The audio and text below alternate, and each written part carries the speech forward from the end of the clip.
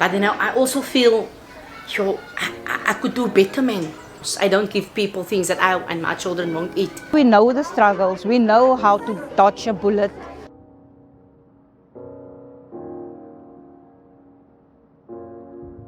This week we visited Faith No Fear, which is an amazing organization that is currently in Elsies River, and if I'm being honest, they are doing some incredible things. They are actually feeding over 300 children each and every single week with their soup kitchens, and everything comes straight out of their pockets.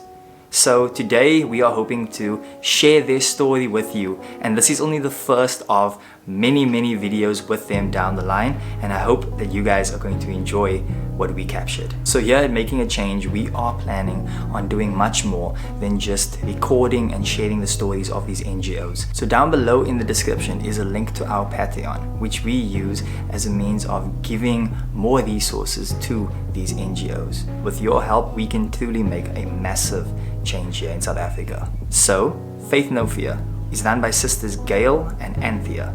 We began by speaking to Anthea. Started with my mom more than 4 decades ago. This house where we're at right now is where it all started. We were raised with caring and sharing, and this house, my mom was the person, the go-to person for the people in the street. When I was a little girl, myself and my sister Anthea were the door runners. With every knock at the door, we opened. Whatever my mommy told us to give, we gave to the people. And it went on and on. My mother passed on, and I continued with the legacy. You know what people don't understand with soup kitchens, it plays such a huge role in the community. It has so many positive influence on the most vulnerable members of the community. This is not just a soup kitchen.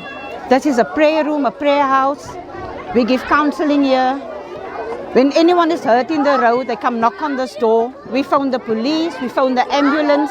We are one big happy family in this house, in the street, and I don't like people to refer to us just as a soup kitchen.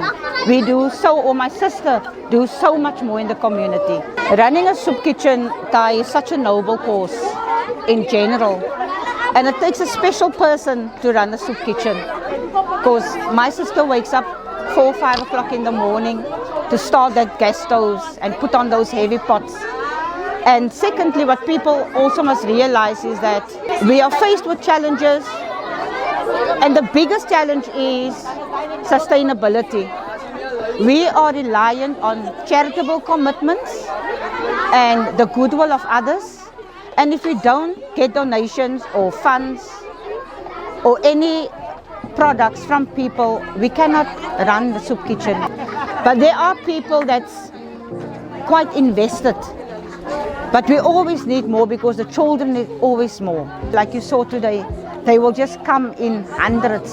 So before we go any further, I would just like to take a moment to thank the sponsor of today's video, Air Efficiency Energy Solutions. With over 60 years of collective experience in the heating, ventilation and air conditioning space, they have the best team and skill set to take on any projects of all shapes and sizes. They have also worked with massive brands like Virgin Active, Toyota, ShopRite and many more. If you would like to know more about air efficiency, then all of their details and the link to their website is down below in the description. And now, let's get back to the video. What I'd like the viewers to know is that there's a lot of sadness in the community. I myself, I grew up in the community with my sister, so we know the struggles. We know how to dodge a bullet. We know what it is to go hungry. We know what it is to go knock on the neighbor's door to ask for sugar, milk, tea, or a potato for a pot of food. So the struggle in our community is real. That's a line I think people on the Cape Flats know. The struggle is real. People, you must understand that you are blessed to be able to go home at night or wake up in the morning and make you that bowl of porridge from your kitchen. Whereas there's children that is from early morning here in this courtyard, knocking on this gate or the door, looking for something to eat before they go to school. It's sad, it's a sad reality, and we really need all the help we can get to feed the children and to take care of them and to see that they attend school, because we care about their future, we care about their well-being, and most of all, we care about their education. Because if we can keep them with a full time in school, their future will be brighter than ours. Afterwards, COVID started. And I really realized that I need to do something in my community. I had endless knocks, non-stop, at the door. People and children asking for food.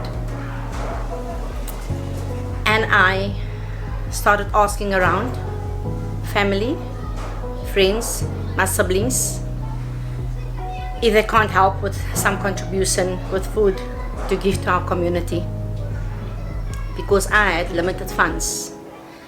And we started about over 3 years ago. And well, today I can say really from my heart, I have faith in all areas of my life, because it's not easy to give to over 300 people, or kids, adults, youth, elderly, food like once or twice a week. Faith No Fear are currently planning our Christmas party for our community, and we really want to give some party packets, a nutritious meal to the children, a little gift from our side, just to make them feel that it is really Christmas. Because some of our kids, or I would say 80% in our community of our kids, don't know really what Christmas is really, because they don't have a plate of food on a Christmas day to have, or a packet of chips, or a glass of cool drink. So we as Faith No Fear are planning this event for our kids to make the day special for them out of love from Faith No Fear. I do not get any funding from anyone, right? I'm doing it from my pocket with some support from our ministers at church, Abbott's Restoration House, and my family and friends. So out there, it's a huge struggle. In order, there's no food, there's no work. People are really struggling out there. I mean, to get a knock on your door at 9:15 in the evening, just for a little bit of water and a dry piece of bread, it's heartbreaking. They don't ask for more. So the struggle is really real in all our communities. I won't just say here in Avonwood. I think it's everywhere. Be grateful, thankful, and appreciate what they have. Because to open your door in the morning on a rainy day, a winter's day, with over 20 children sitting in front of your yard, shivering, cold and wet, with no clothing on their bodies, asking for a piece of bread and a little coffee or tea. So all I want to ask is, if there's any donation from anyone, we will appreciate deeply, because with faith comes hope. Thank you. And that was our visit to Faith No Fear. If you would like to get into contact with the organization, all of their information is in the description below. I would just like to say a massive thank you to Faith No Fear for allowing us to share their story, and thank you for watching the video. Please remember to subscribe to the channel and also follow us on all of our other social media pages. And please don't forget that by sharing this video to someone else, you are doing your part in helping us make a change.